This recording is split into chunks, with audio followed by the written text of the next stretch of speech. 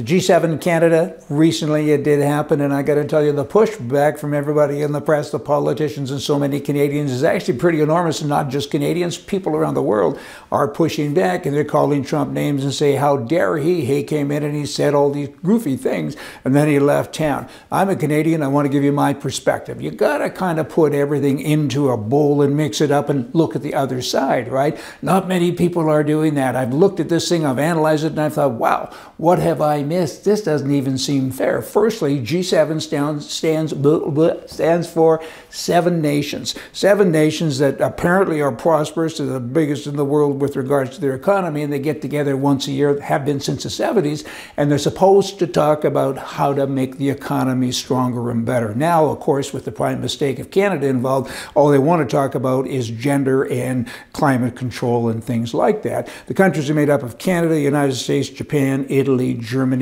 and France. I think that must be one I've missed there, but you know what it is. These countries, they all met in Canada to talk, and Trump got in late and he left early, and no one got along with him. Okay, let's analyze this. Firstly, 6 of the countries are socialist countries. One of the countries is a capitalist country.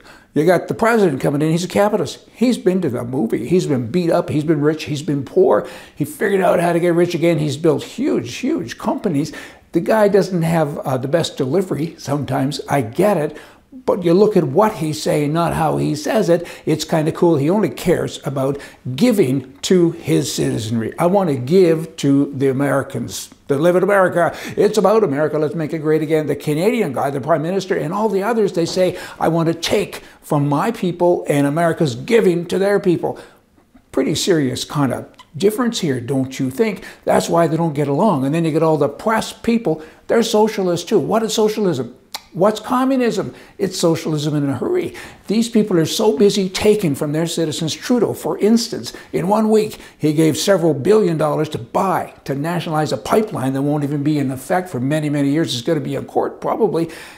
At this summit, he gave another $4 billion to educate girls in other countries. Other countries? Are you kidding me? What about Canadians? Where does that money come from? You got to take it from someone. You can't give unless you take, okay? And he takes all of the time. Again, as a Canadian, my taxes, everyone's taxes are upwards to 72% of everything you earn. 72% when you factor in all the hidden taxes and so on. That's obscene. And this guy, this clown, is still giving things away. He isn't a circus, or he thinks he is, or he should be.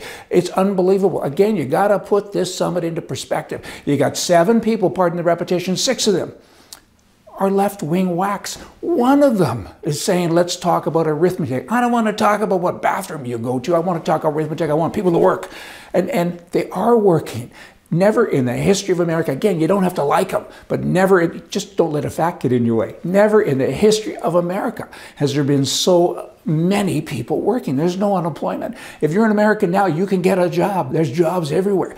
He is taking them from other countries, which means that if you run a country, prime mistake and others, you better wake up and pay attention, because you better look after your people.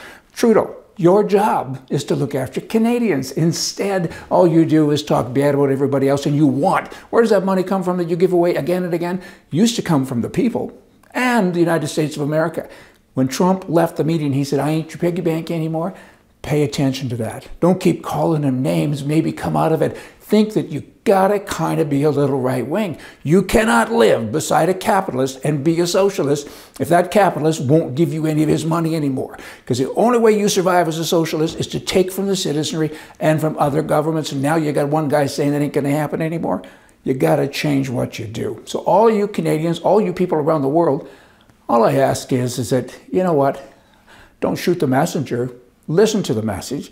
And we don't have to like how he says it, but what's he saying? And it kind of makes a little bit of sense. I mean, can't we pay less from what we earn, and can't we earn more? And can't we have a better lifestyle? Why do we have people giving away what we have?